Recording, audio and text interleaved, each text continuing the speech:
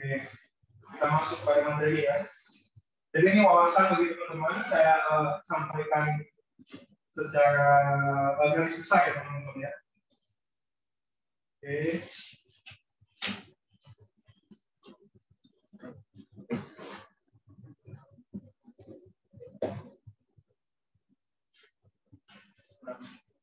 Ya, jadi di minggu sebelumnya kita sudah belajar bahwa persamaan diferensial itu ini gimana caranya? Biar kecil dia. Kira-kira nggak apa-apa ya?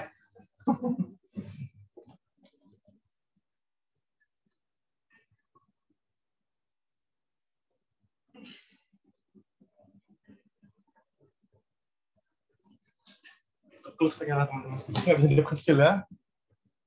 Oke, partisipan, oke. Close. More.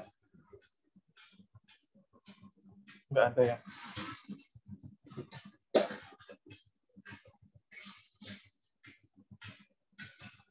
Nah, di minggu lalu kita telah mempelajari ya proses penyelesaian persamaan diferensial biasa. Jadi ada beberapa cara teman-teman. Coba dilihat catatan. Ada 4 ya. Nah, pada persamaan diferensial parsial itu lebih banyak lagi metodenya ya.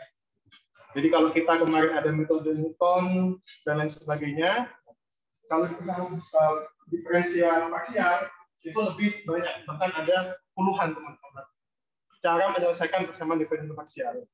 Jadi apa perbedaan mendasar dari persamaan diferensial biasa dan parsial? Kalau biasa itu adalah y sama dengan fx ya. Di sana hanya ada 2 variabel, variabel y dan variabel x ya. Di mana yang berubah itu adalah x-nya. Sehingga y ini adalah fungsi dari x ya. Itu persamaan diferensial biasa. Tapi kalau persamaan diferensial parsial ya, itu lebih dari x ya, ada 2 teman-teman ya. Nah, baik itu dia dalam fisiknya itu adalah posisi dan waktu ya, atau dia posisi semua. Jadi dari 3 dimensi x, y, z, atau gabungan dari posisi dan waktu x, y, z dan juga t.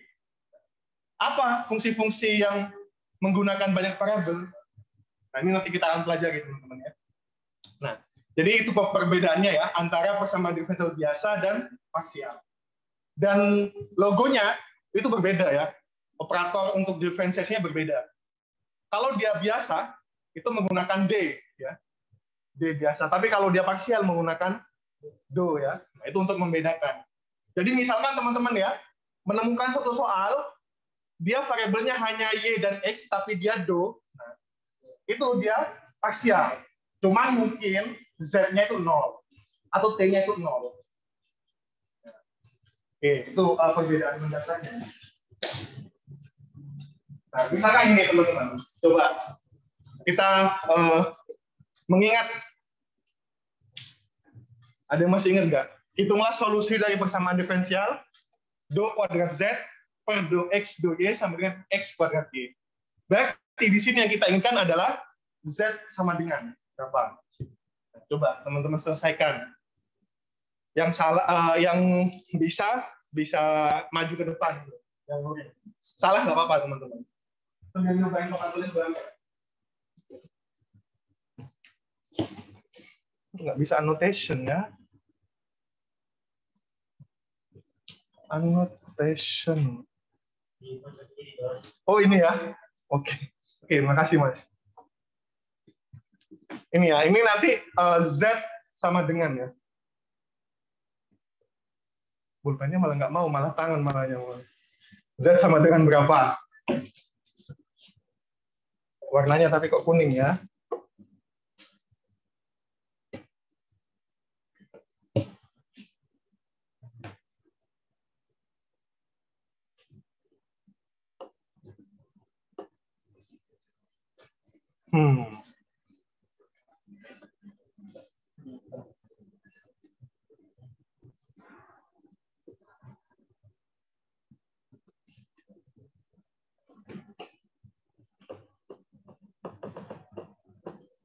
Z-nya sama dengan berapa? Coba. Berapa SKS dulu kesamaan diferensial? 2 SKS sampai parsial ya? 3 SKS ya? Sudah sampai parsial juga kan ya? Apa cuma biasa saja? Sampai biasa? Sama diferensial biasa?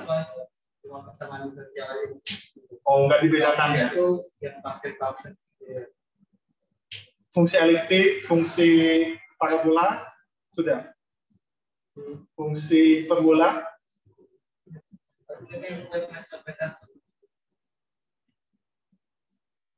Oke. Saya beri waktu 3 menit, teman-teman. Silakan.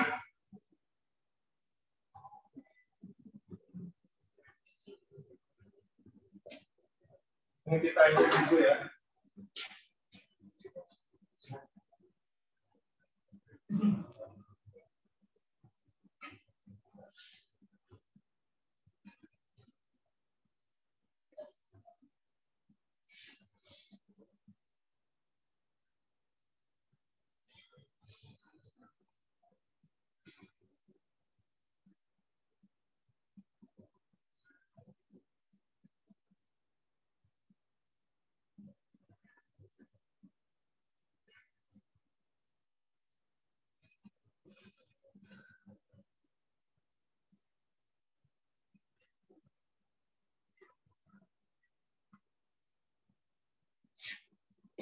Salah nggak apa-apa teman-teman.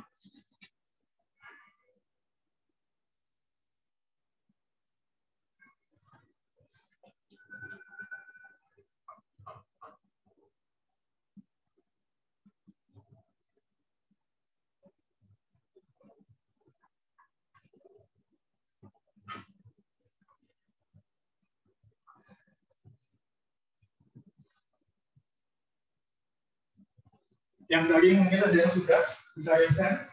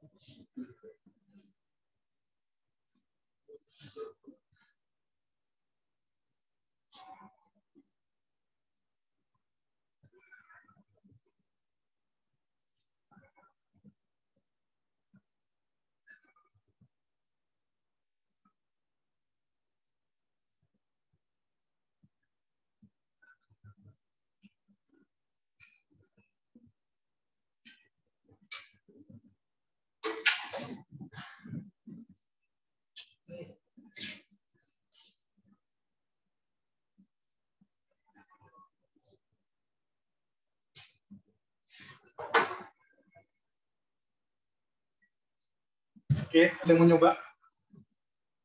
Silakan, salah nggak apa-apa. Mau nyoba? Banyak mau nyoba? Yang lain? Ada yang bisa?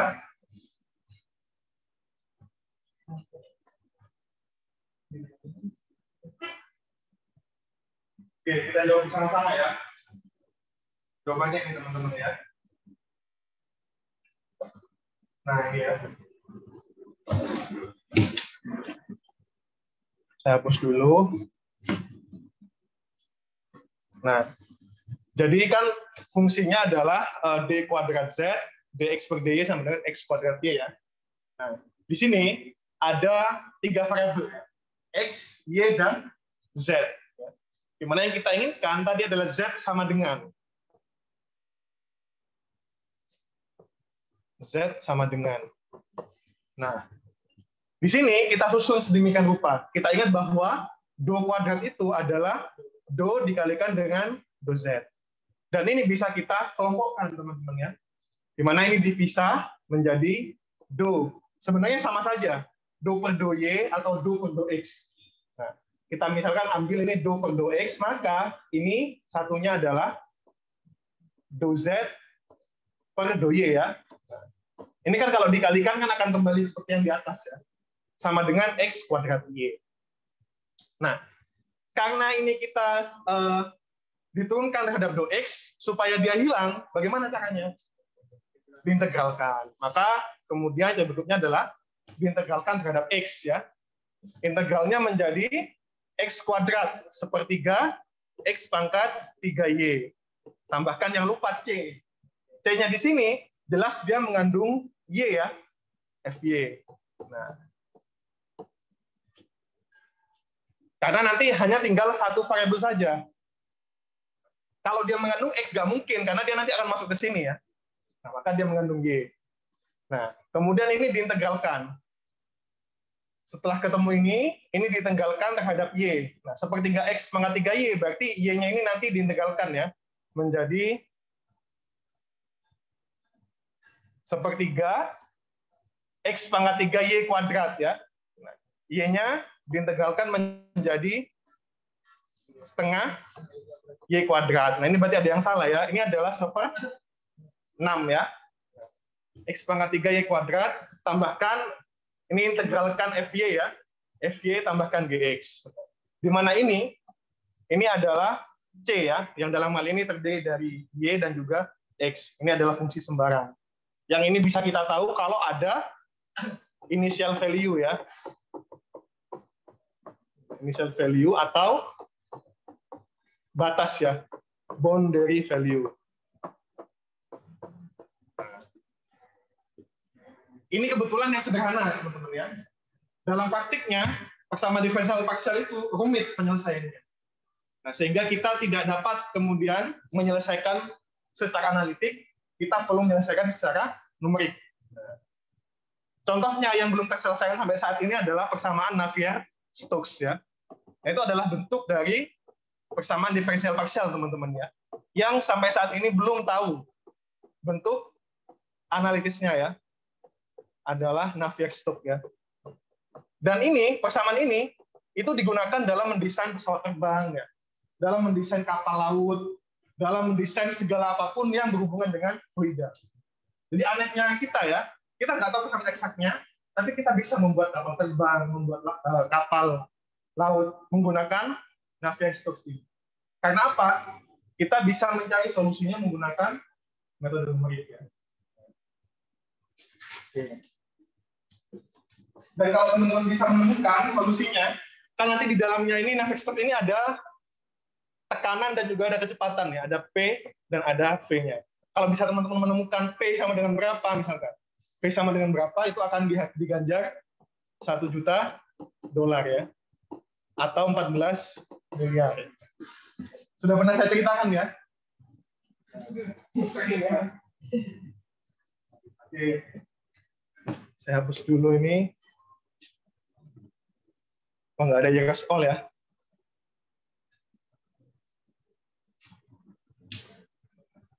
Nggak ada Years All ya? Hapusnya satu-satu, teman-teman.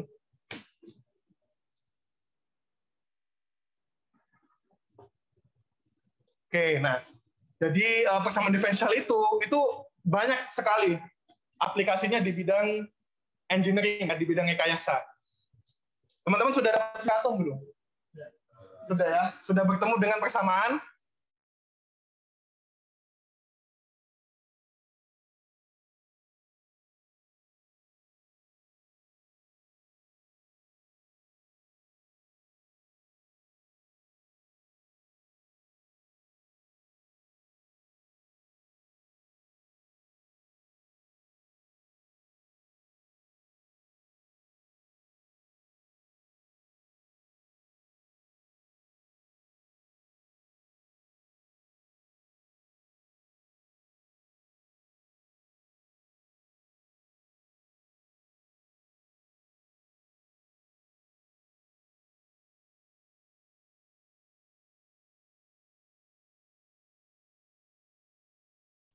Mohon maaf Pak, sepertinya mic-nya ke-mute Pak.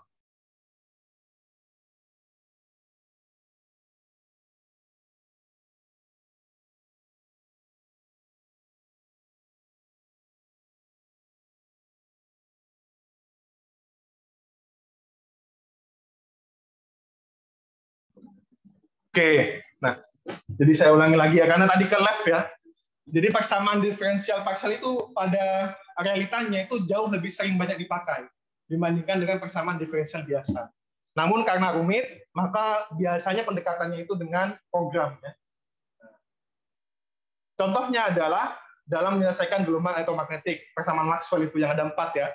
Yang ada medan magnetik, kemudian ada medan elektrik, dan sebagainya. Kemudian ada hidrodinamika, ini Bernoulli. Makanya nanti kita akan mengetahui kalau teman-teman belajar hidrodinamika dengan dalam, ada persamaan diferensial Bernoulli.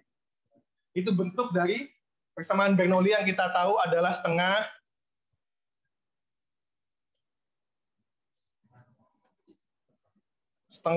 rho V kuadrat ya, tambahkan rho GH ya, tambahkan apalagi teman-teman? Ada yang ingat? P. Apa? P. P ya P ya betul ya. Ini 1, 1, 1, 1, 1 konstan ya. Ini teman-teman nanti ada persamaan diferensialnya. Namanya persamaan diferensial Bernoulli. Kemudian mekanika kuantum yang telah teman-teman pelajari ya. Itu persamaannya adalah ini ya. Nah, di mana di sini ada 4 variabel teman-teman ya yang perlu kita perhatikan. Ada variabel waktu ya. Ada variabel waktu ini. Kemudian ini adalah Laplacian ya. Nah, Laplacian ini adalah persamaan diferensial posisi orde 2. Do per do x kuadrat tambahkan do per do y kuadrat tambahkan do per do z kuadrat. Nah, jadi di sini ada 4 variabel. Ada t, x, y, dan z. Jadi apa yang kita ingin ketahui dari persamaan ini adalah posisi elektron, teman-teman ya. Jadi kita mempelajari gimana elektron itu posisinya. Nah, karena semakin akurat posisinya, maka momentumnya menjadi semakin tidak akurat. Dan sebaliknya, semakin akurat momentumnya, maka posisinya menjadi semakin tidak akurat. Itu hukum Heisenberg ya, ketidakpastian Heisenberg. Nah, ini teman-teman ya. Dan sayangnya ini tidak termasuk dalam kurikulum, karena kurikulum hanya sampai persamaan diferensial biasa. Oke. Jadi ini saya pengayaan aja bagi teman-teman ya. Ini saya hapus.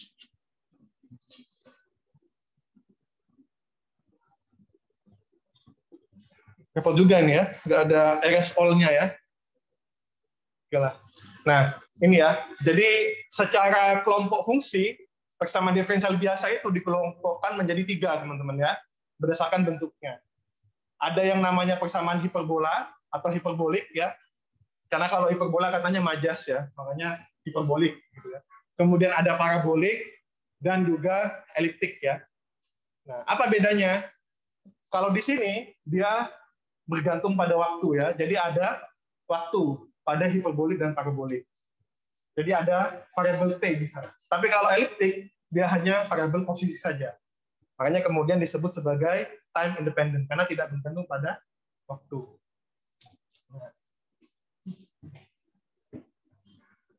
Jadi dari sekian banyak persamaan diferensial, kemudian kita lihat apakah dia termasuk dalam hiperbolik, parabolik, dan eliptik. Karena setiap jenis itu dia memiliki perilaku solusi yang serupa.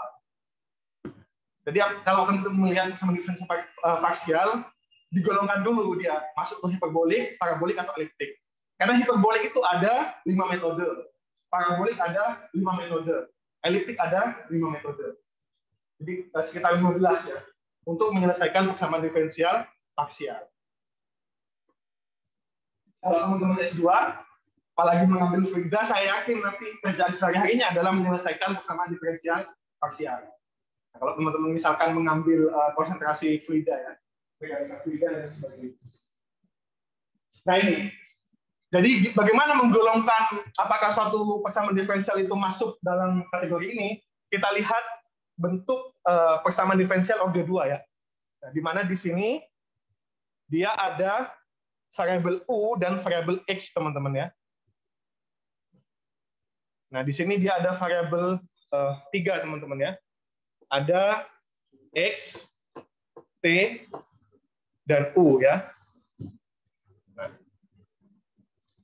kita lihat suatu persamaan diferensial, kita susun bentuknya seperti ini dan kita nilai, kita hitung berapa A-nya, berapa B-nya, berapa C-nya.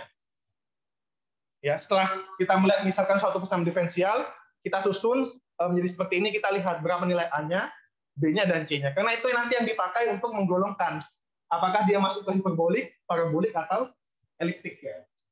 Ada yang masih ingat gimana caranya? Nah, ini. Caranya adalah dengan melihat diskriminannya, ya, D.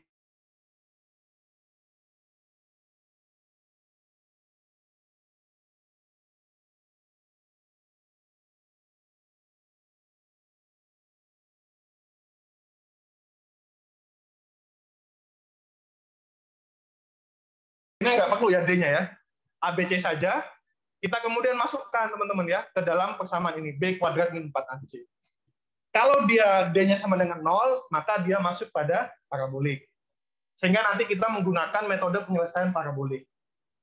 Ini supaya kita nggak terlalu buta map gitu ya. Karena kalau kita langsung menyelesaikan persamaan diferensial, itu ada banyak sekali metodenya. Makanya kita perlu golongkan dia. Dia masuk parabolik, hiperbolik, atau eliptik. Misalkan dia lebih dari 0 D-nya, kita hitung, berarti dia hiperbolik. Kalau dia kurang dari 0, dia eliptik. Contoh ya. Sebentar, ini saya stop share dulu dengan contoh ya. Kan sudah bersih. Oh, ternyata untuk menghapusnya di stop share ya. Ternyata kan bersih. Nah, ini ya. Dan kalau dalam kerucut ya, 3 hal ini berhubungan teman-teman ya. Nah, ini irisan kerucut ya. Jadi kalau parabola, dia adalah irisan yang sejajar dengan selimut ya. Nah, maka dia membentuk bidang parabola. Kalau dia sejajar. Kalau dia nggak sejajar sembarang, nah, dia akan membentuk irisannya membentuk elips. Ya. Kalau dia tegak lurus ya terhadap alas, nah maka menjadi hiperbolik. Nah, kalau dia sejajar dengan alas lingkaran ya. Titik ini ya, dihubungkan oleh irisan kerucut ya. Parabolik, hiperbolik, eliptik, dan lingkaran. Cuma lingkaran nggak masuk dalam persamaan diferensial parsial. Nah, ini dan metodenya ya, kalau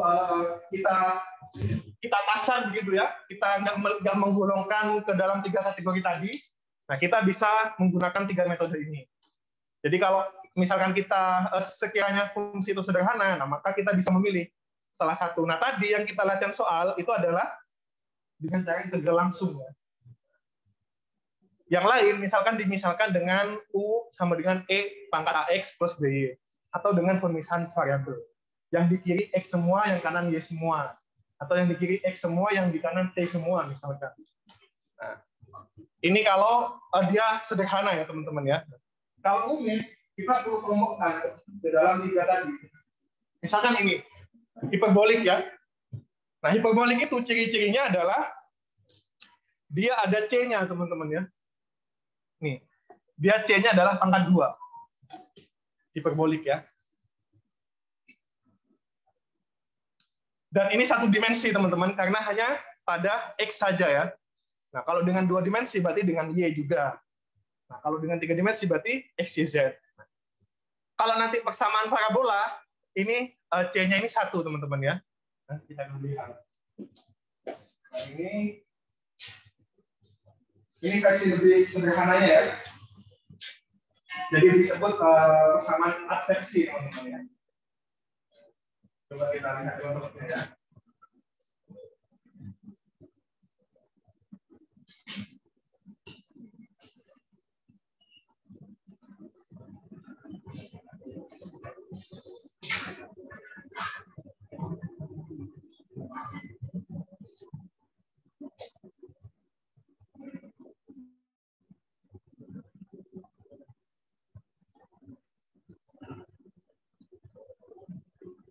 Tadi adalah para ini ya, hiperbolik ya.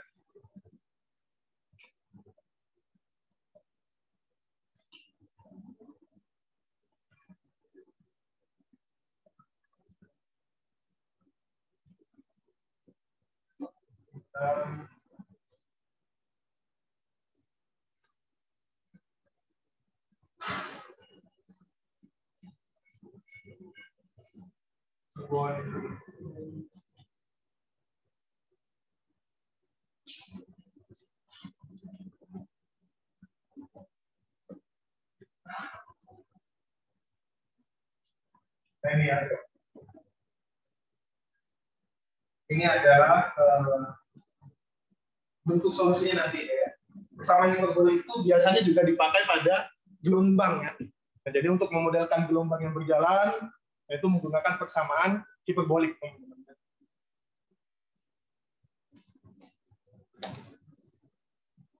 Terus kita kembali lagi.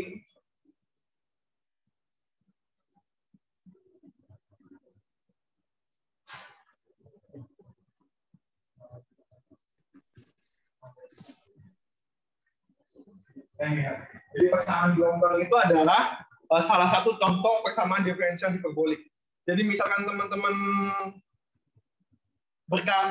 menghitung suatu pergerakan gelombang, ya, baik itu gelombang elektromagnetik atau gelombang mekanik, tali dan lain sebagainya, itu bisa menggunakan persamaan ini. Ya. Sehingga teman-teman mencari berapa C-nya ya. Kemudian yang lebih sederhana versinya adalah yang kalau ini order 2, order 1 teman-teman ya. Ini disebut sebagai persamaan adveksi ya. Jadi persamaan adveksi itu persamaan yang menggambarkan ini ya. Persamaan yang menggambarkan perubahan parameter Y ya pada waktu dan posisi yang berbeda. Jadi misalkan seperti ini teman-teman ya. Y itu dia bergantung pada besarnya X dan juga T. Dapat dibayangkan senar ya. Senar itu amplitudonya dia bergantung pada waktu dan juga pada X-nya, besarnya amplitudonya ya. Bisa dibayangkan ya. Jadi amplitudo senar pada T tertentu dan X tertentu itu berbeda. Itu solusinya kita dapat selesaikan dengan diferensiasi yang telah kita pelajari ya. Ini adalah diferensiasi maju teman-teman ya. Masih ingat nggak teman-teman? Selisih maju yang ini ya. Yang ini adalah selisih maju, ya. Jadi kita harus mengetahui tabelnya. I tambahkan 1, ini kalau ditulis dalam sederhana seperti ini teman-teman ya. Y, I tambah 1 ya, J. Teman-teman lihat komanya ya. Dikurangi Y, IJ. Nah, kemudian dibagi dengan delta T. Kalau yang ini, dia adalah metode selisih tengah. Ya. Ingat nggak? J plus 1, kenapa? I ini berhubungan dengan waktu, teman-teman ya. J itu berhubungan dengan posisi. Ya. Nah, kalau teman-teman ingat, yang selisih tengah itu adalah ya atas kurangi bawah ya. I plus 1 min Y. I min 1 per 2 ya.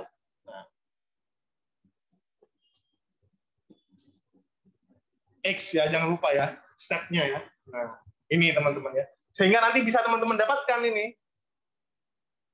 sesuai dengan persamaan diferensial biasa yang kemarin bentuknya. Nah, jadi penyelesaian persamaan diferensial parsial itu juga iteratif teman-teman ya. Jadi nilai yang sebelumnya dipakai pada nilai yang setelahnya.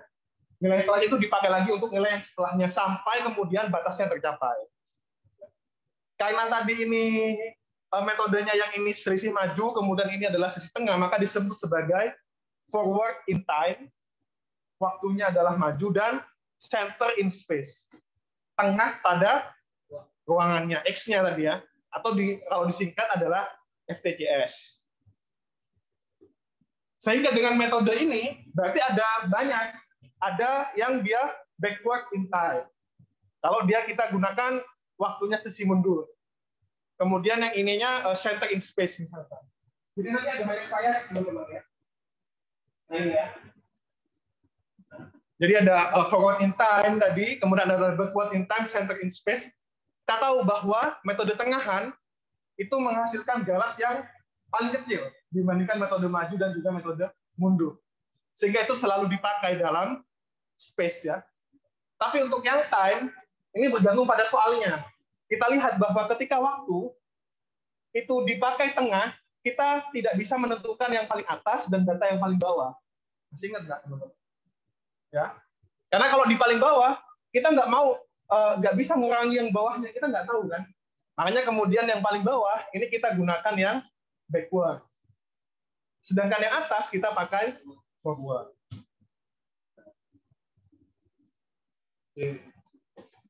Ini untuk yang persamaan hiperbolik ya. Kemudian untuk yang parabolik ini, saya stop dulu nih.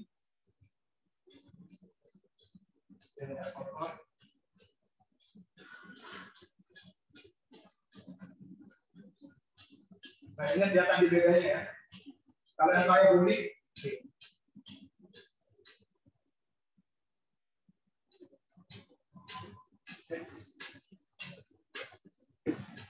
kalau yang tadi hiperbolik itu dia adalah kuadrat ya, T-nya ya. Kalau yang parabolik dia adalah D kuadrat C DT kuadrat ya. Sama dengan jangan C ya, apa ya, misalkan A ya. Kemudian C kuadrat. Yang di sini teman-teman ya, ini order 1 dan ininya 1. Itu disebut dengan persamaan hiperbolik. Persamaan parabolik ya. Persamaan parabolik ini misalkan pada konduksi panas, teman-teman ya. Ini difusi. Difusi biasanya dipakai untuk menghitung neutron ya, di mana difusinya terhadap suatu material. Ini yang harus dikuasai oleh mahasiswa teknik nuklir. Itulah kenapa mereka persamaan diferensial itu sampai 2 kali. Persamaan diferensial 1 dan persamaan diferensial 2. Karena mereka harus bisa mencari solusi dari persamaan difusi ini, di mana persamaan difusi termasuk dalam persamaan parabolik. Kalau kita ganti misalkan ya, C ini kita ganti dengan temperatur ya, menjadi dot T per dot C. Kemudian D-nya kita ganti dengan K ya, koefisien difusi termal. Dia akan menjadi persamaan konduksi.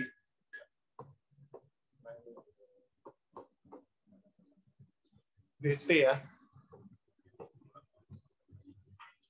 Jadi seperti teh panas ya, atau kopi panas, itu panasnya itu dia bergantung pada posisi dan juga waktu. Ya, jelas yang paling tengah kita asumsikan dia paling panas ya. Tapi semakin dia jauh dari posisi pusat, maka kemudian panasnya menjadi semakin berkurang. Ya. Atau kita masak air lah ya, kita masak air begitu. Yang paling bawah ini jelas yang paling panas ya. Nah, tapi ke atas, nah dia berarti kan X ya. Tapi kita juga lihat dia bergantung pada T juga, bahwa semakin lama dia mendidih maka semakin tinggi temperaturnya. Nah, yang ketika dia mencapai 100 derajat dia akan mendidih ya. Jadi ini adalah persamaan difusi. Dia bergantung pada waktu dan juga pada posisi. Dan untuk menyelesaikannya secara numerik ini ya, ini dengan metode maju. Kemudian ini 2 kali ya, berarti kita turunkan 2 kali ini. Nah, ini, karena dia 2 kali teman-teman ya, nantinya banyak variasi ya. Apakah dia kemudian 2 kalinya dengan maju, apakah 2 kalinya dengan mundur, atau 2 kalinya dengan metode tengahan, nah, ada banyak variasi. Sehingga nanti CIJ-nya ini bisa kita keluarkan sama dengan ini ya. Nih. Sehingga nanti untuk persamaan parabolik ini, dia solusinya jauh lebih banyak. Metodenya ya. Ini metodenya. Tergantung pada siapa yang menemukan ya. Nah, ini. Ada metode Dufort-Frankly, Kern-Nicolson, dan lain sebagainya. Metode implisit, selisih mundur atau Euler mundur. Metode eksplisit maju atau Euler maju. Ini teman-teman ya. Dan ada banyak sebenarnya, tidak hanya 4 ini saja untuk mencari persamaan solusi dari persamaan parabolik. Monte Carlo juga masuk itu ya. Sehingga kalau di teknik nuklir itu ada nama mata kuliah pilihan pemodelan Monte Carlo. Jadi mempelajari satu metode saja menjadi mata kuliah.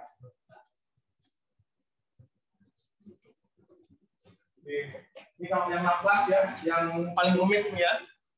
Nah, dia tidak bergantung pada waktu, dia hanya posisi. Jadi hanya bergantung pada geometri. ini kita melihatnya sama seperti yang sebelumnya juga ya. Kalau di persamaan diferensial biasa itu naiknya 1, teman-teman ya. Tapi kalau dia lebih dari 1, berarti kita memetakannya dalam koordinat seperti ini, teman-teman ya. Di mana ini adalah IJ, maka ke kanan ini horizontal dia bertambah I-nya, tapi kalau vertikal dia yang berubah adalah J-nya. Nah, sehingga kita harus mencari titik 1 ini, ya, kemudian titik di sini, nah, dan seterusnya. Di mana nanti ditentukan oleh batasnya. Nah, ini nanti metode yang paling kita sering pakai ya, metode finite difference ini ya. Pada ANSYS Fluent, pada dan banyak sekali ya metode finite difference itu basicnya ini teman-teman, persamaan Laplace. Metode iteratif Jacobi, metode relaksasi ini juga ada 3 ya. Ini wawasan bagi teman-teman ya. Ini karena relatif rumit ya, diselesaikan secara manual ya. Nah, kita perlu menggunakan program ya, teman-teman ya. Nah, di sini kita tentukan time step untuk setiap variabelnya. Misalkan ini kita menyelesaikan persamaan parabolik ya. Parabolik. Di mana dia ada parameter X dan juga T ya. Kita tentukan berapa time step untuk dt-nya. Oh, ini 3. Jadi dia setiap 3 detik. Kemudian X-nya berapa? Oh, 0,1. Dan B-nya ini dia diketahui koefisien difusi termal ini ya. Nah, dan dicek apakah kemudian dia memenuhi syarat stabil atau tidak. Syaratnya adalah turunan dari D dikalikan dengan dt per dx kuadrat itu harus kurang dari 0,5. Kalau sudah benar ya, baru kemudian melanjutkan ke tahapan berikutnya. Nah, kita tentukan dia ini tuh mau dipakai pada step yang berapa gitu ya, kanan kirinya ya. Nah, ini L-nya dari min L per 2 sampai L per 2. Berarti dia jumlahnya adalah 1, teman-teman ya. Nah, ini adalah grid point-nya yang tadi. Nah, yang seperti ini ya.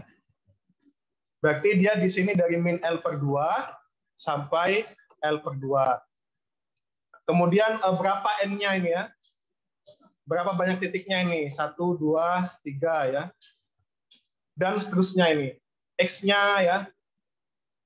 Kemudian dia diiterasikan berapa kali step-nya. Jadi nilai yang sebelumnya itu dipakai pada nilai yang setelahnya. Ini disampai 30 kali. Kemudian ini ada waktu ya. Ini adalah codingnya ya teman-teman ya. Oke. Jadi itu persamaan diferensial parsial. Mungkin ada yang teman-teman diskusikan, silakan. Briefing, kelas. Yang belum absen dulu. Mungkin ada yang belum hadir.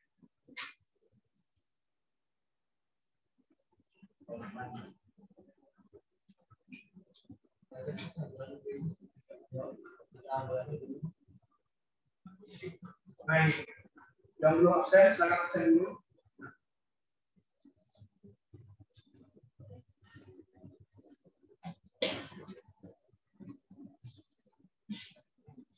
Silakan kalau ada pertanyaan terkait persamaan diferensial parsial. Dan itu nggak akan keluar UAS, teman-teman ya. Jadi nanti UAS-nya kalau kita kemarin sudah kuis ya, UAS-nya dalam persamaan diferensial biasa dan optimasi. 2 bab itu saja.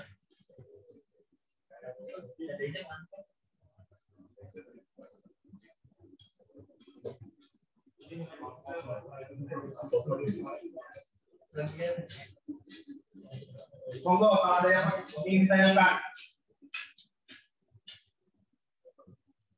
Pak izin bertanya Pak. Silakan. Kalau boleh tahu tadi codingnya pakai bahasa apa ya? Tadi itu pakai Python ya Mas.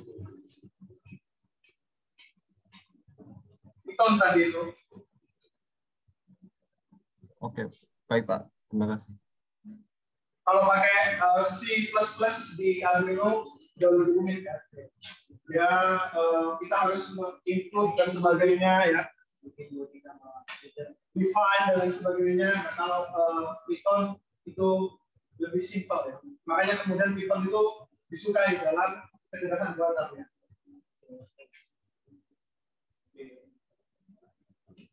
Ini saya tampilkan websitenya yang ITB ya, Informatika ITB, yang menggunakan seperti library ya, library ini ya. Nah ini adalah visualisasi untuk bersama kelas teman-teman ya. Jadi nanti kalau teman-teman masukkan, teman-teman tahu bagaimana bentuk solusi dari fungsinya ya.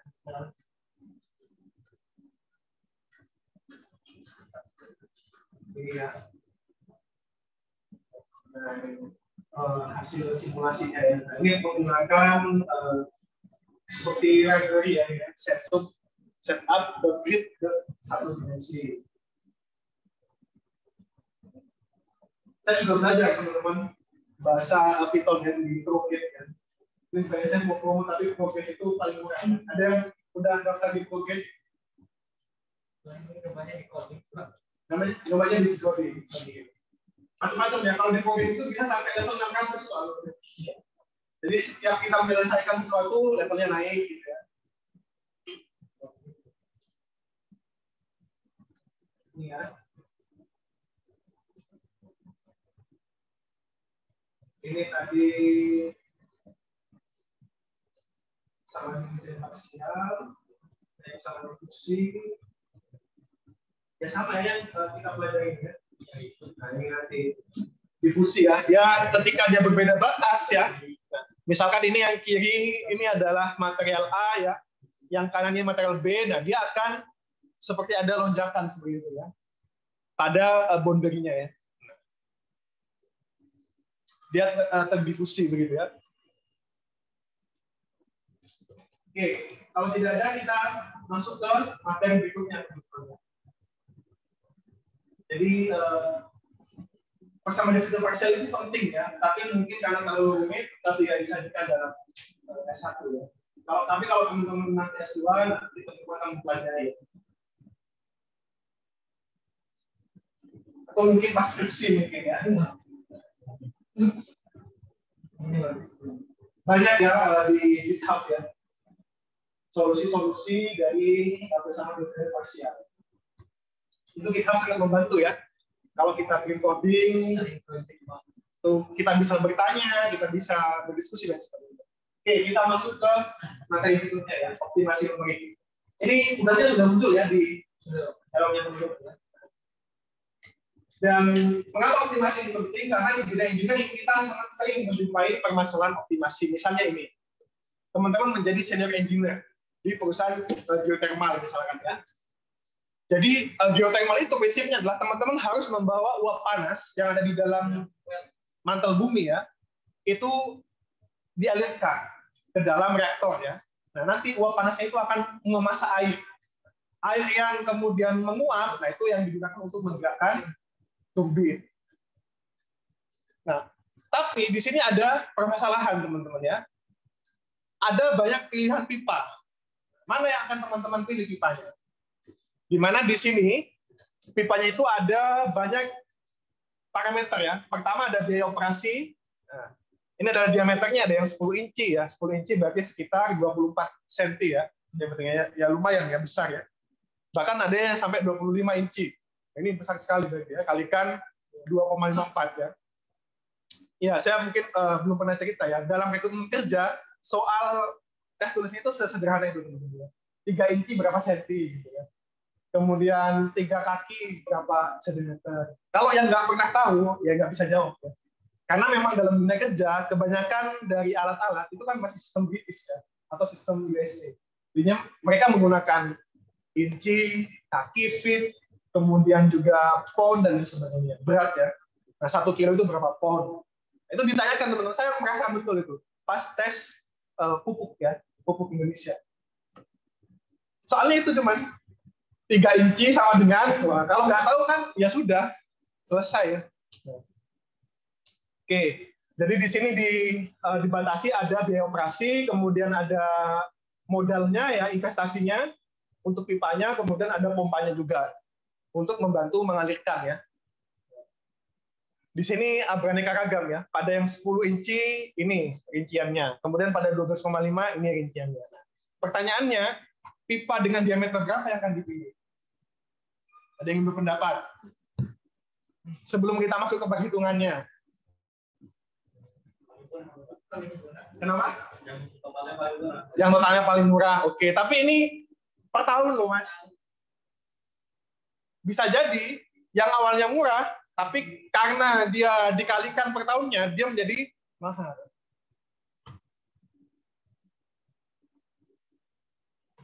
Yang daring, ada yang ingin berpendapat? Silakan. Yang paling besar, Pak. Yang paling besar ya. Oke. Nah, oke.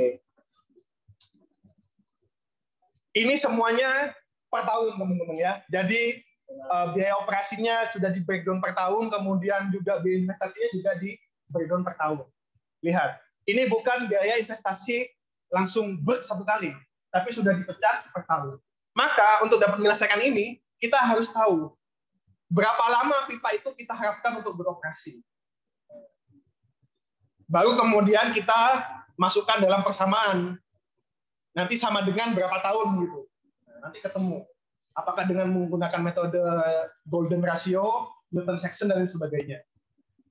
Nah, jadi di sini kita harus tahu berapa tahun pipa itu akan dipakai.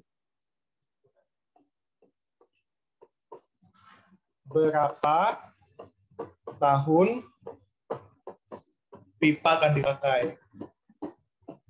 Jadi soalnya ini belum lengkap, teman-teman ya.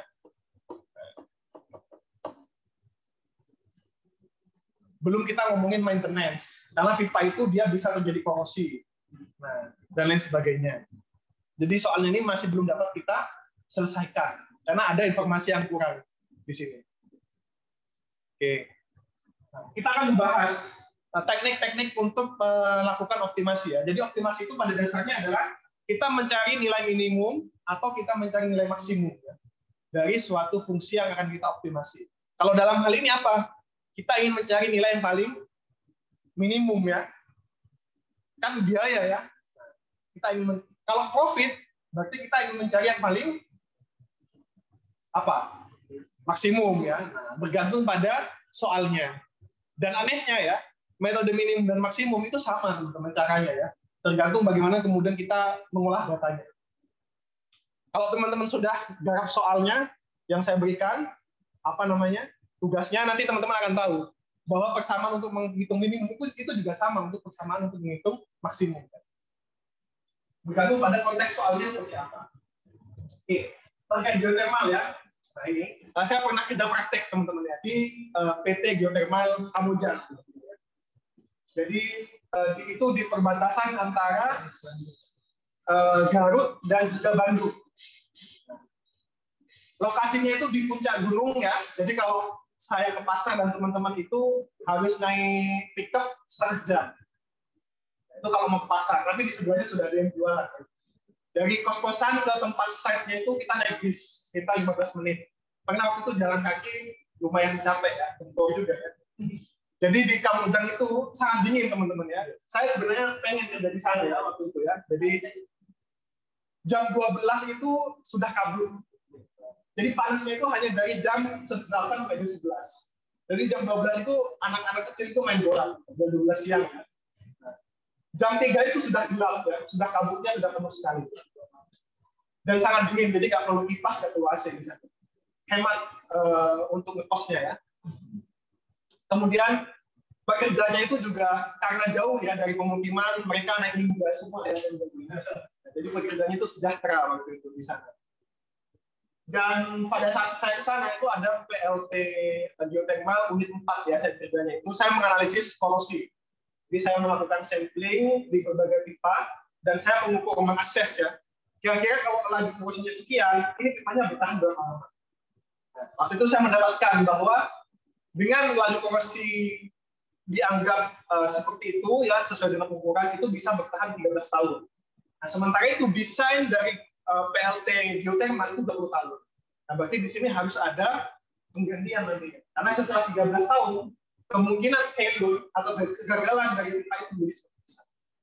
Itu saya bagus ya teman-teman ya, bisa lu ya. Silakan nanti teman-teman kerja praktek bisa ke PLT Geotekmal Kamojang. Tapi ya itu jauh dari peradaban.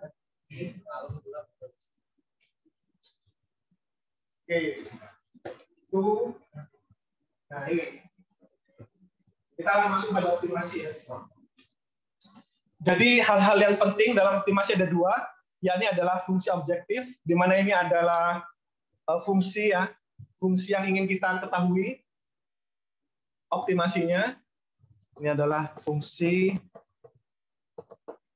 yang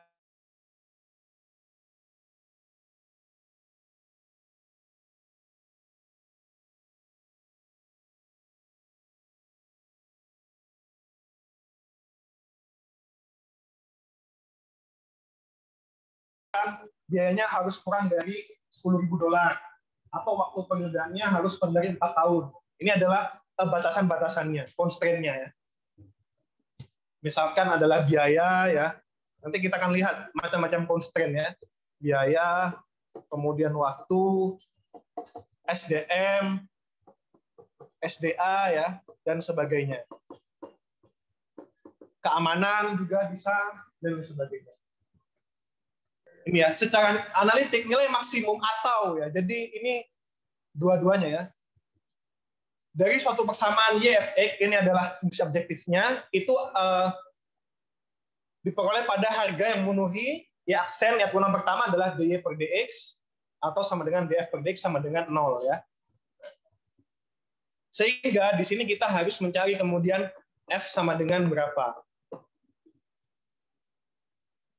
Ini apa sebagai apa nih teman-teman? Berarti ini sebagai initial value ya. Jadi initial value-nya Y-nya itu sama dengan 0 ya. Nanti kita bisa tahu berapa C-nya dan sebagainya. Oke. Nah ini ya, ini contoh constraint ya. Ada banyak sekali selain tadi biaya, kemudian sumber daya manusia dan lainnya. Ini contohnya.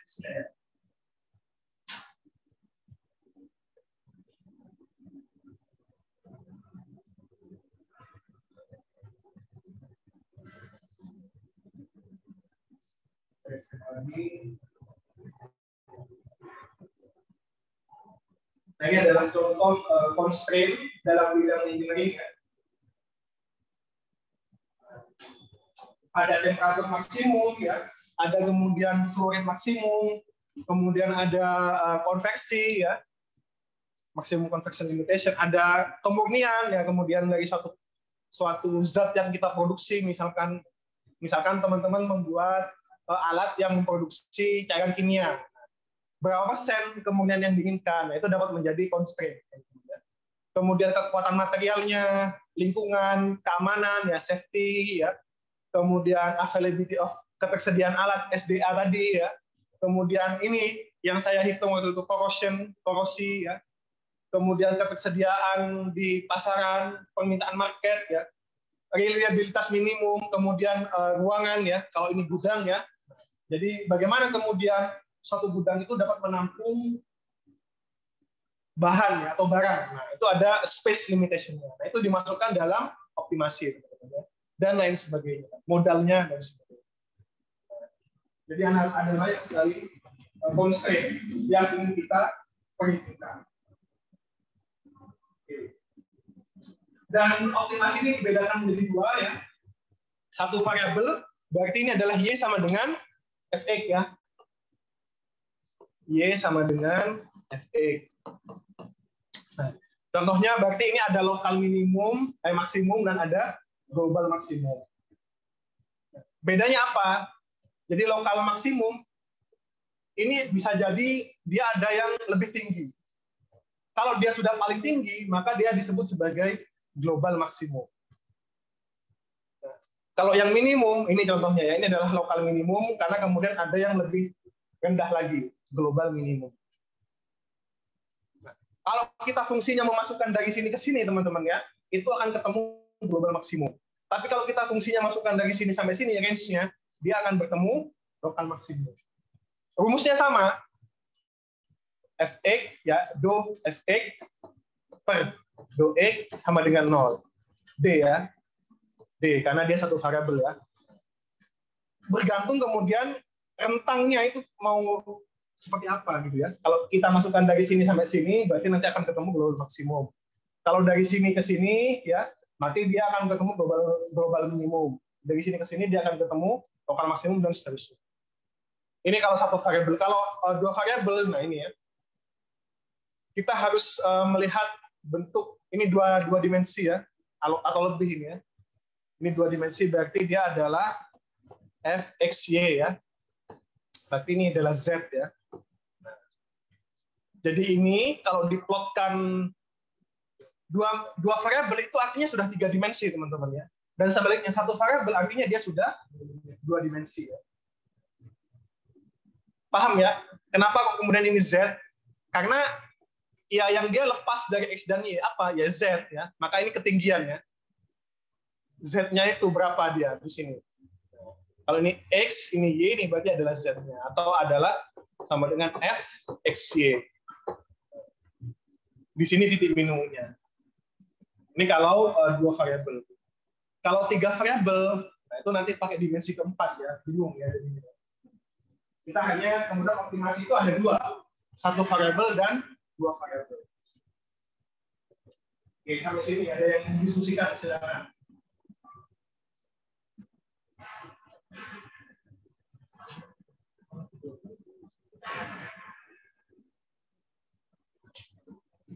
Oke, kalau tidak ada, kita ada soal dulu ya.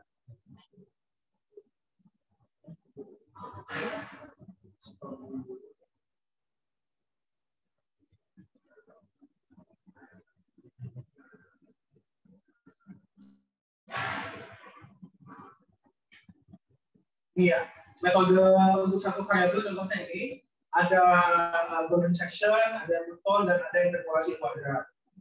Kalau Golden section, kita lihat nilai X1 dan X2-nya.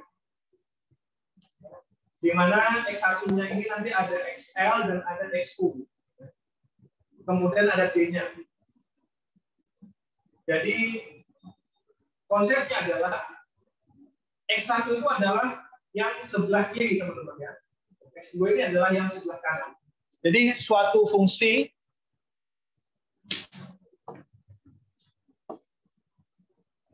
fungsi ya. Misalkan ini kita ingin mencari minimumnya ya. Nah, ini kita dekati dulu X1 misalkan ya. Atau ini adalah X2-nya. Nah, kita ambil jaraknya berapa D-nya ya. Kita dekati D-nya.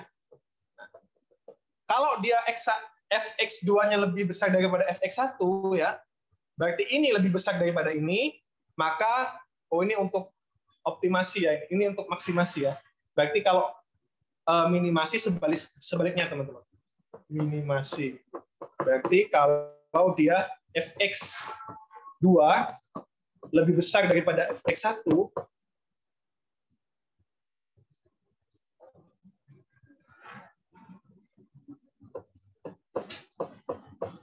maka yang kiri yang dieliminasi ya. Kiri yang dieliminasi. Berarti misalkan fx2-nya ini lebih besar daripada fx1, maka yang ini yang dieliminasi, teman-teman.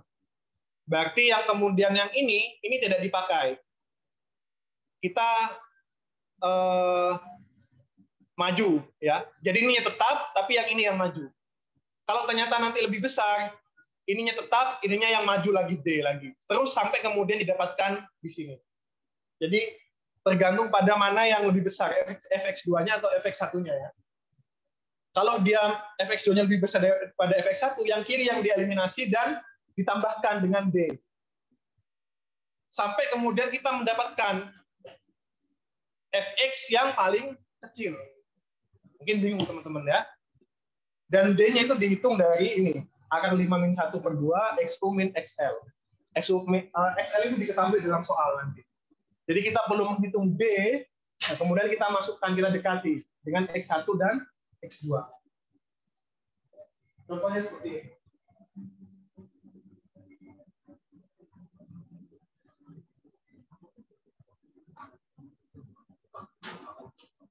Nah, ini ya. Jadi sudah diberikan intervalnya dari XL. Saya nggak tahu L ini apakah low atau left ya. Lower dan upper ya berarti ya. Nah, ini adalah lower. Kemudian ini adalah upper ya. Oke.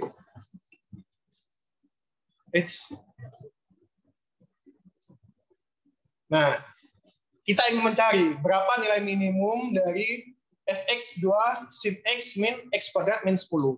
Ini gampang ya harusnya ya. Kalau kita menggunakan secara langsung, berarti dia f aksen x-nya adalah sama dengan ini f aksen x f dia ini ya tidak kapasitif ya, resistif ini ya. Jadi kena tangan itu langsung ini ya, tercoret. F aksen x sama dengan 0. Berarti dia turunannya adalah 2 cos ya, cos x min 2x per 10 sama dengan 0 ya. Berarti dia adalah 2 cos x sama dengan per 10. Nah, kemudian kita ingin mencari x sama dengannya nanti ya. Oke. Gimana caranya membawa supaya x dari cos-nya ini jadi satu dengan x dari 2x per 10? Ada yang punya ide? Susah ya. Karena yang satunya ini dia di dalam x, di dalam cos, dan ini yang di dalam nggak ada cos-nya ya. Padahal kita ingin mencari x sama dengan berapa. Maka kemudian cara paling mudahnya adalah dengan plot, teman-teman ya. Diplot di grafik ya. Diplot di grafik, x-nya, y-nya. Kita masukkan stepnya, misalkan x-nya adalah 0,01. Kita masukkan plot, nah, nanti ketemu dia grafiknya, misalkan seperti ini ya. Oh, nilai maksimum ya. Nilai maksimum. Nah, nanti dia seperti ini misalkan ya. Oh, berarti ini dia yang maksimum. Tapi kan nggak praktis ya, kita harus ngeplot satu persatu. Nah, makanya kemudian kita gunakan metode numerik. Kebetulan ini yang mudah diplot. Ada fungsi yang kemudian susah untuk diplot ya. Oke.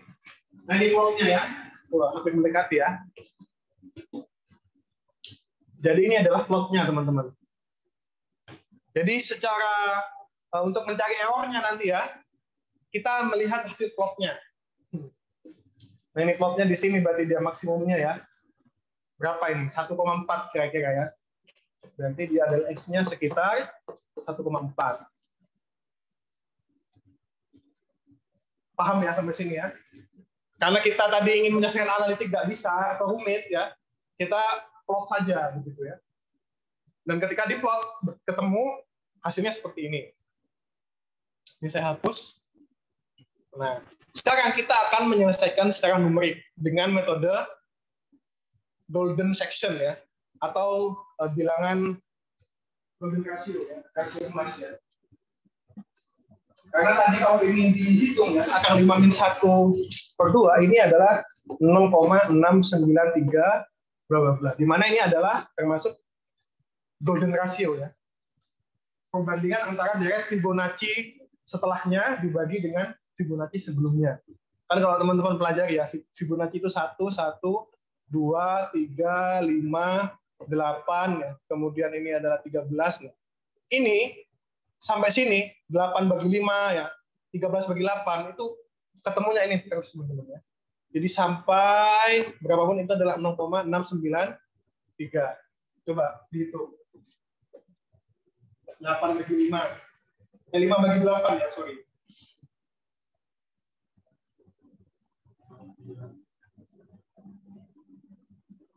(0,625) ya. Terus 8 bagi 13. Jadi sekitar terus kemudian ini berapa? 21 ya.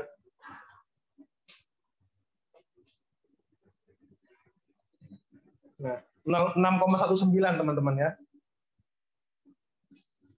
golden ratio ya.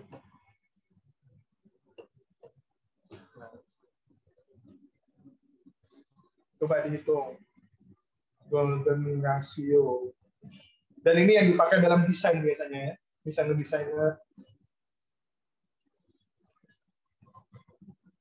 Atau kalau dibalik ya, kalau dari apa namanya?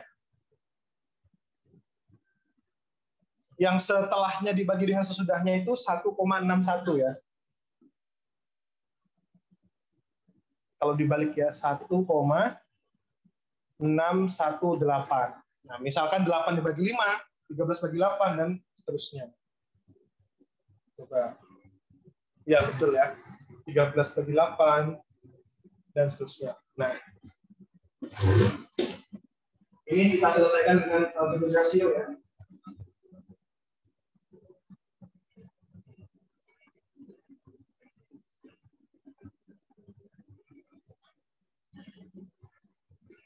Tadi XL-nya sudah tahu, nah ini.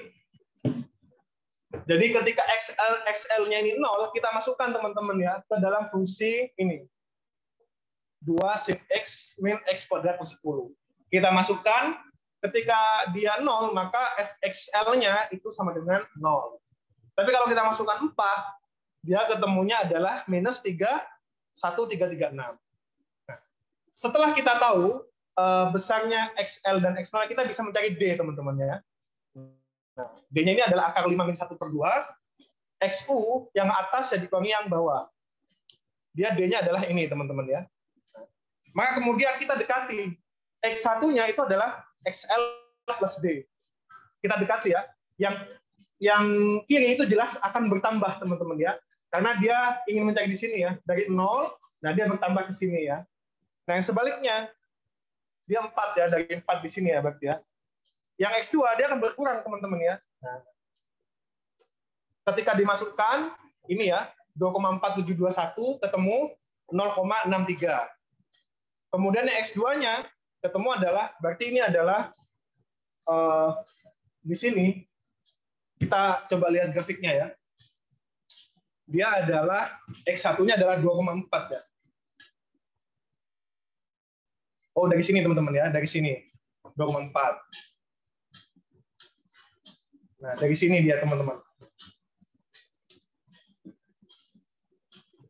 Saya hapus dulu.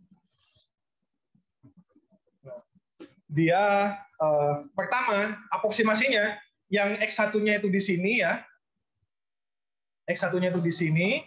Kemudian ini adalah X2-nya ya. Nah, ini ya. X1-nya adalah 2,4 ya. Di sini X2-nya 1,5 di sini teman-teman ya. Di sini ya. Ini adalah X2-nya. Ini saya hapus. Nah, kita lihat nilainya. Ketika X1, nah ini nilainya itu adalah 0,63 di sini teman-teman ya. Nah, di sini kalau diplot ini adalah 0,63. Yang X2 ini adalah berapa? 1,764 ya. Ini saya pindah.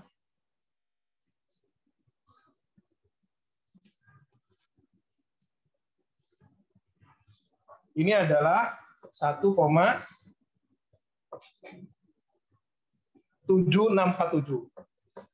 Nah, lihat ya. Karena kemudian X2 itu lebih besar daripada X1 ya.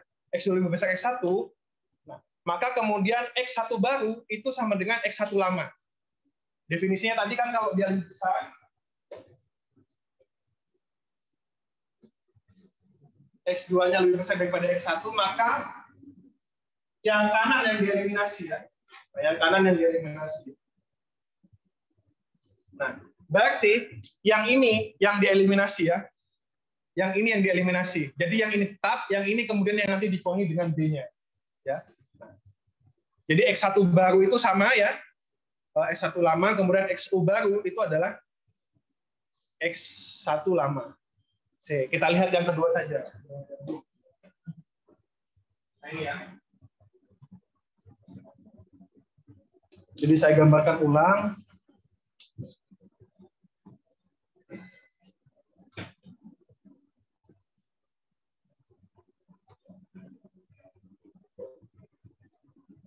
Nah,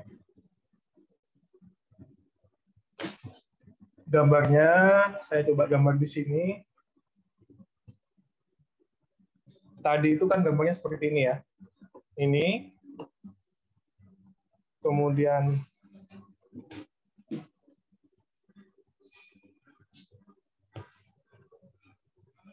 ini ya. Nah, tadi ini adalah X1 ya.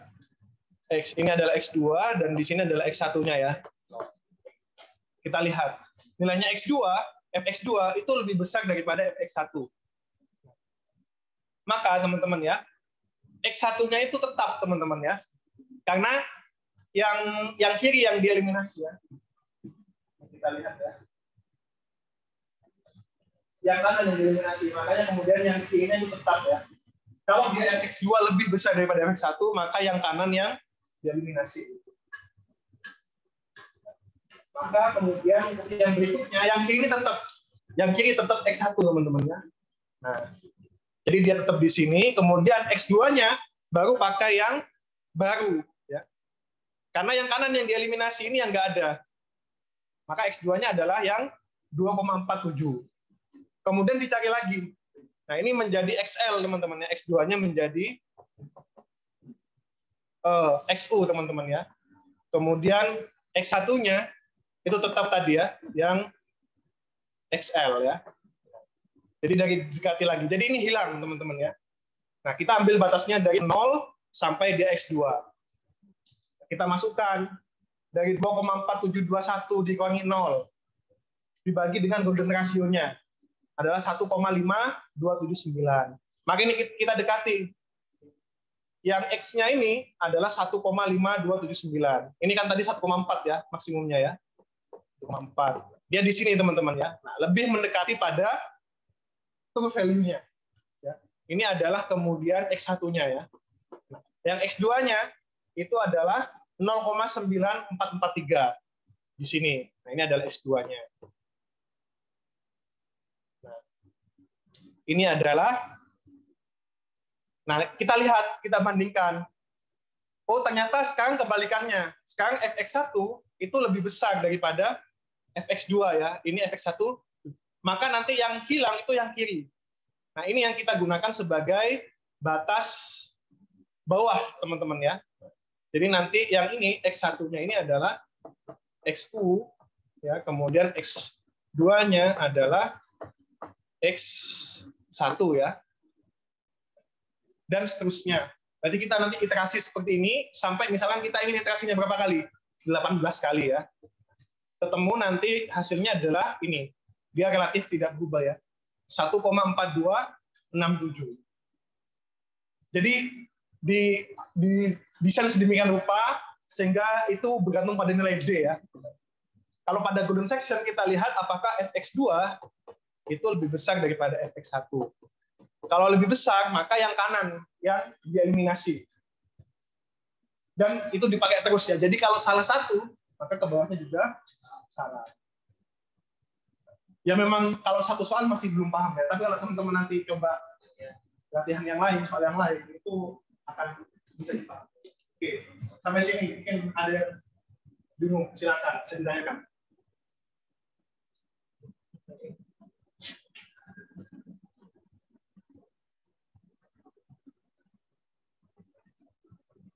Perlu saya ulangi lagi nggak penjelasannya? Perlu saya ulangi lagi penjelasannya? Jelas ya? Jadi nanti melihat D-nya gitu ya. Nah, D-nya ini. Jadi nanti permainan XU min XL. XU min XL ini dia bergantung pada perhitungan sebelumnya. Apakah dia F2 lebih besar dari 1, berarti nanti XU-nya yang diubah, atau XL-nya yang diubah. Jadi patokannya adalah kalau dia fx2 lebih besar daripada fx1, yang kanan yang dieliminasi ya.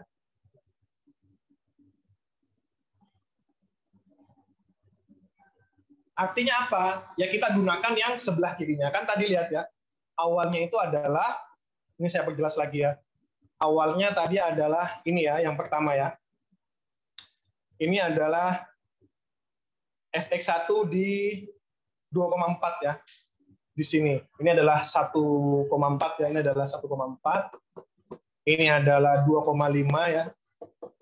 Pertama fx1-nya adalah di sini 2,4. Nah, ini adalah fx1 atau x1 ya, ini adalah x1. Kemudian x2-nya adalah 1,52 di sini ya. Karena ini adalah fx2-nya ya lebih besar daripada fx1, maka yang kanan itu yang dieliminasi. Maka ini hilang, teman-teman. Ini hilang. Maka yang kita pakai adalah dari batas sini sampai batas sini. Maka ini adalah menjadi XU-nya, ini menjadi kebalik ya. Ini adalah XL-nya, ini adalah XU-nya. Nah, nanti ini dihitung lagi berapa D-nya dari sini. Nah, berapa D-nya? Nanti diplot lagi. Oh, ternyata tadi setelah dihitung D-nya ya, itu seperti ini. Ini adalah fx1 ya, kemudian ini adalah x2. Nah, ternyata x1-nya itu lebih kecil, x2-nya itu lebih kecil daripada x2 ya, fx1 ya.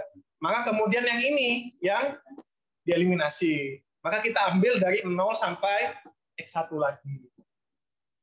Nah, terus nanti di diiterasi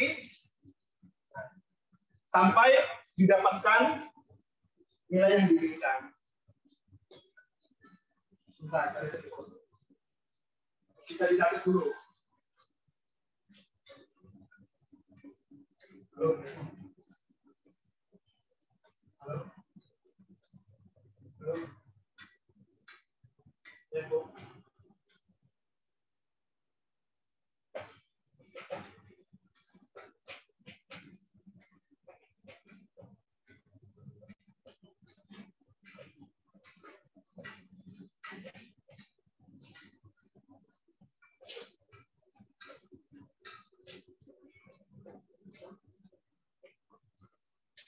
Nah, paling gampang nanti teman-teman menghitungnya menggunakan Excel ya. Jadi tinggal memasukkan nanti yang perlu diperhatikan adalah apakah fx1-nya lebih besar daripada fx2-nya ya. Ini ya. Ini adalah fx2, ini adalah fx1 ya.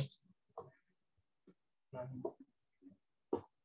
kalau ini lebih besar, maka dia yang akan menjadi batas, teman-teman ya. Maka x2-nya akan yang menjadi batas. Nah, ini kan 1,7, nih 0,6, maka yang di kiri, mana yang di kiri? X2 lebih besar. Maka yang kanan yang dieliminasi ya. Maka dia akan yang ini, 1,52. Nah, ini dipakai menjadi D ya. Terus, nanti mana yang akan dipakai menjadi D? Terus sampai iterasi, misalkan dalam soal, hitunglah sampai 18 iterasi. Berarti ini nanti yang XL-nya adalah 1,4267. Kalau diinginkan sampai 30 iterasi, ya teman-teman iterasikan sampai 30.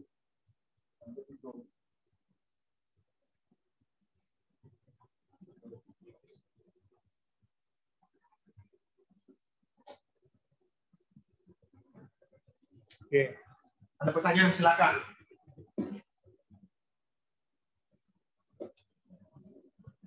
Ini masih pada satu metode optimasi. Dan ada banyak yang lebih mudah daripada Google Rasio ini ya. Ini saya ada yang bagus ya, nanti saya akan upload di mana? Elok ya. E-booknya itu juga buatan ITB juga ya.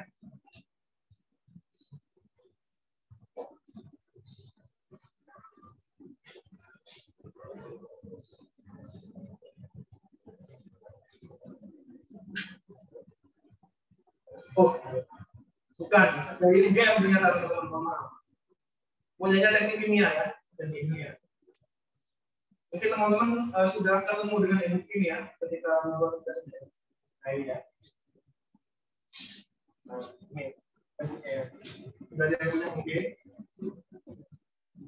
Ini intisari dari banyak sumber ya, dari James, Stephen. Ini tadi.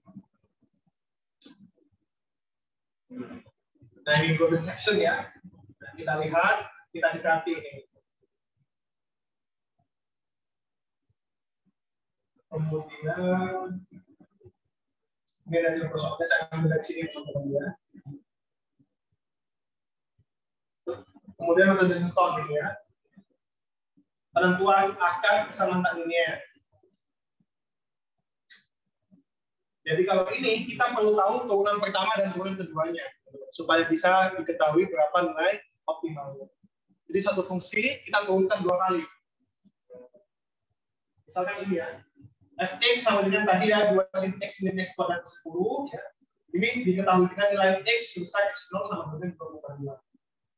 Nah ini adalah nilai tebakan pertamanya.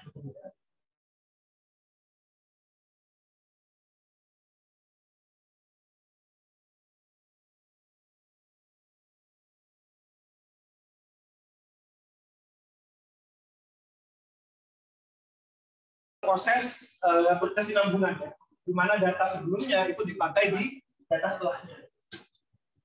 Kita lihat pada setiap fungsi ya, baik itu fungsi yang tidak ditemukan maupun yang sampai turun order 2 ya. Kita masukkan. Semuanya diganti dengan 2,5. Nah, ternyata diketahui nilainya X1-nya adalah 0,99508. Sedangkan kita tahu optimumnya tadi berapa? 1,4 ya. Berarti ini masih belum tepat teman-teman ya. Ini masih 0,99. Nah, kemudian ini dilanjutkan terus teman-teman ya. Sampai nah ini menjadi data berikutnya. Jadi setelah tadi tebakannya 2,5 ya. 2,5 ini 2,5 ini harus dipahami kalau dalam Newton, karena itu adalah tebakan awalnya ya. Ini dimasukkan dalam persamaan yang ini.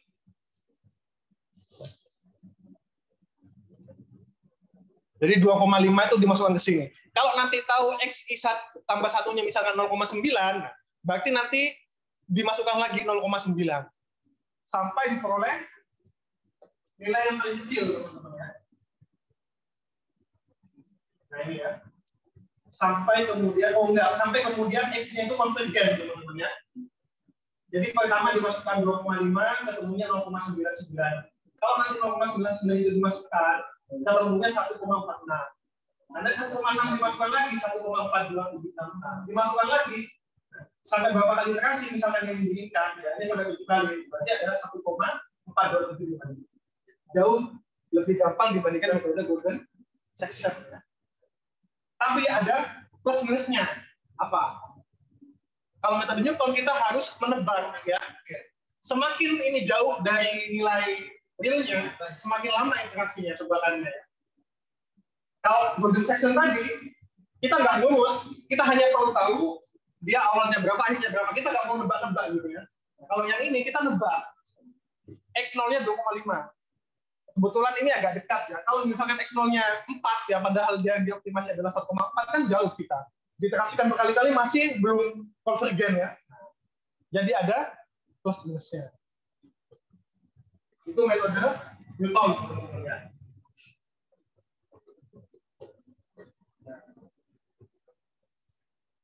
Kemudian ada interpolasi kuadrat. Ini.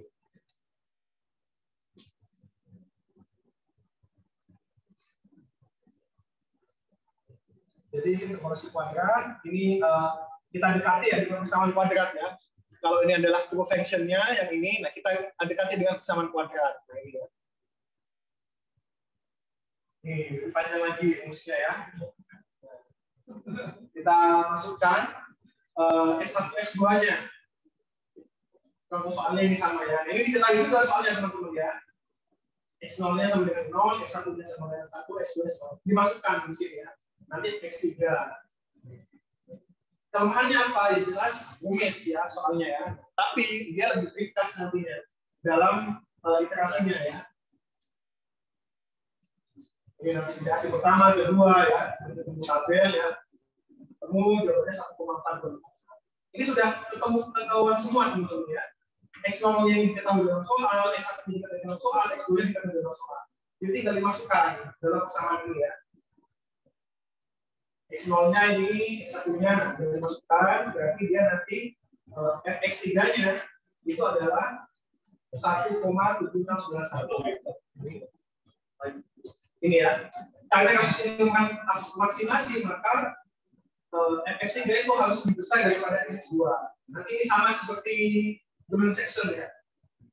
X0 lama dieliminasi, X baru sampai X2 lama. Nanti dipakai.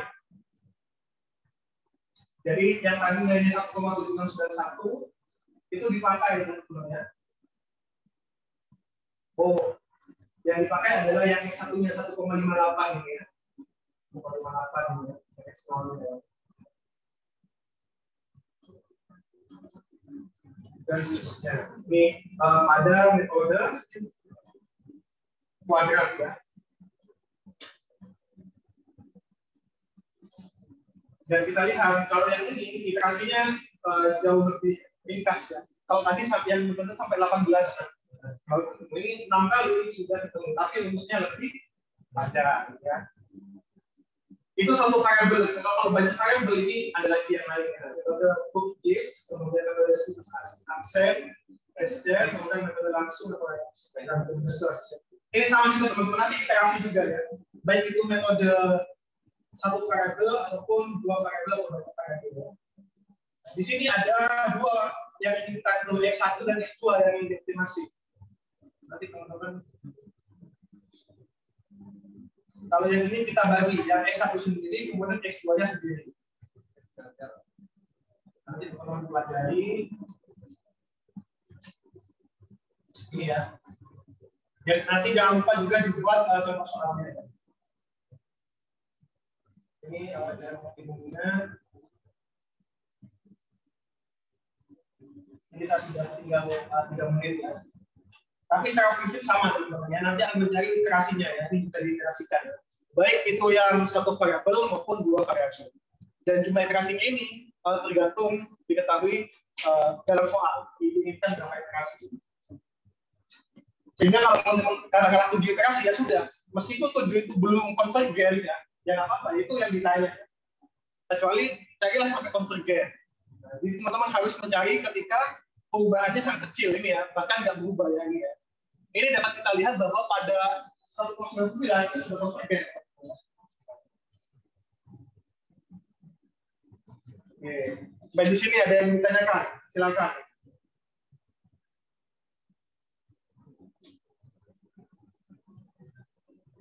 Masih ngajak kita.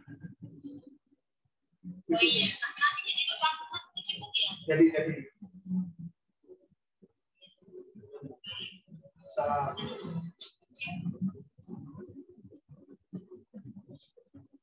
Oke. Lihat teman-teman ya. Kalau tadi yang pipa ada berapa variabel ya? Ada 3 ya tadi ya. Ada biaya operasi yang pertama, yang kedua adalah biaya investasi pipanya, kemudian yang ketiga adalah biaya pompanya ya. Ada 3, berarti nanti kita menggunakan yang banyak variabel. Satu ekspresi dari itu.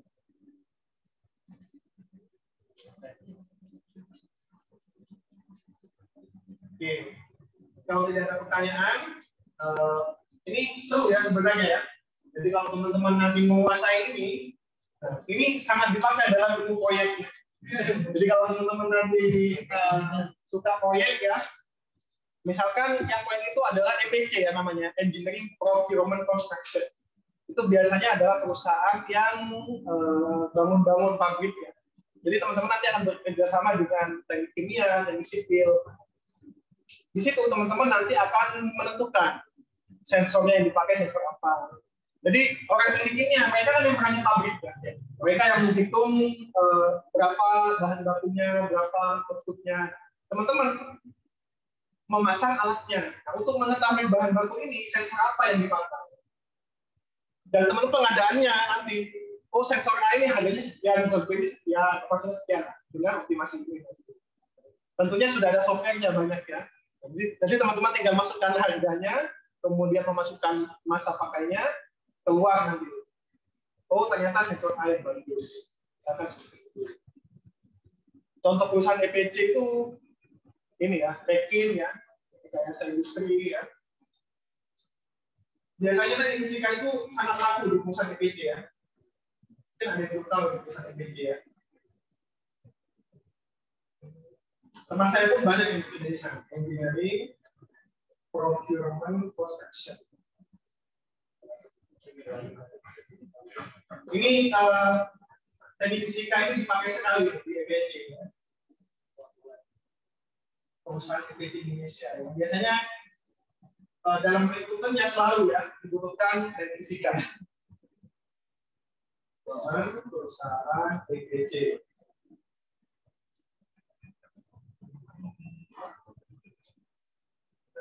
Kita lihat posternya biasanya. Nah ini ya, BUMN Farmasi Pro Hire ya. Nah ini selalu ini teknik fisika menang di sini ya. Jurusan yang dibutuhkan adalah tidak muncul ya. Ini ya. Nah ini BUMN ya. Ini HK ya. Ini hak utama kalian. Itu adalah perusahaan EPC. Selalu kalau EPC itu ada teknik fisika, pasti ya. Dan di sini teman-teman lumayan ya gajinya ya. Ini pengalaman kerja minimal 2 tahun. Biasanya teknik fisika ya larisnya di perusahaan EPC ya. Nah ini JFE dan macam-macam ya perusahaannya ya banyak ya. Kita lihat lagi yang lain ya. EPC System Engineer. Pasti teknik fisika itu dibutuhkan teman-teman ya. Karena ini adalah core-nya teknik fisika EPC. Kita lihat ada sepertinya ya. Mana lagi yang terlihat? Nah ini ya. Adikarya, ini teknik fisika tak masuk dulu. Teknik sipil, arsitektur, oke nggak masuk ya. Karena ini banyak ya. Apa namanya, bukan hanya EPC saja ya, ada konstruksi, properti, jadi nggak fokus. Tapi kalau yang fokus EPC, biasanya dibutuhkan teknik fisika ya.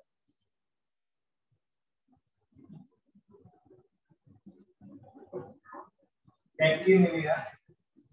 Banking itu jelas banyak alumni teknik fisika di sana, kayak saya sendiri. Nah, oke, nanti kalau teman-teman dosen, kalau lihat poster itu cukup lihat yang EPC gitu kalau teman-teman ingin melihat yang teknik fisika. Perusahaan EPC. Oke, itu untuk besok. Ada pertanyaan silakan sebelum saya tutup. Kita depan UAS ya. Kita hari apa UAS-nya? Selasa minggu depan ya. Oke. Silakan pelajari metode persamaan diferensial biasa dan optimasi. Dua bab itu. Nanti yang optimasi saya akan mengambil dari soalnya teman-teman. Yang PDT saya pilih sendiri. Berarti besok soalnya berapa biji maksudnya? Belum saya pikirkan, mungkin 4 mungkin. Oke, ada pertanyaan yang dari silakan.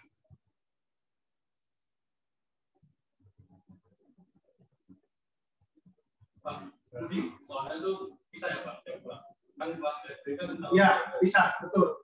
Yang FB sendiri, yang FA sendiri.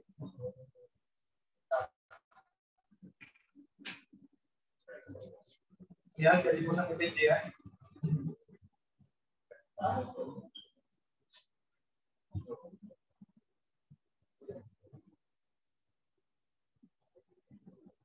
Oh ini kalau sudah senior ini lebih dari 10 tahun bisa 3 digit teman-teman ya. 150 juta dan maksimal 250 juta.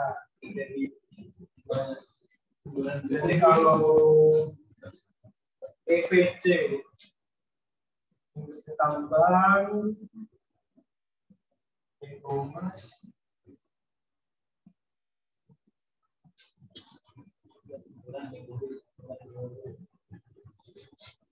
nah, dari sektor engineering masih menawarkan gaji yang lebih tinggi. Hal ini terutama yang berbeda adalah PPC, menawarkan gaji fantastis setiap bulan.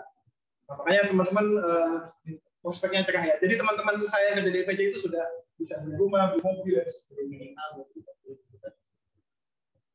CEO ya. Oke, itu teman-teman untuk motivasi ya. Kalau tidak ada, kita cukupkan.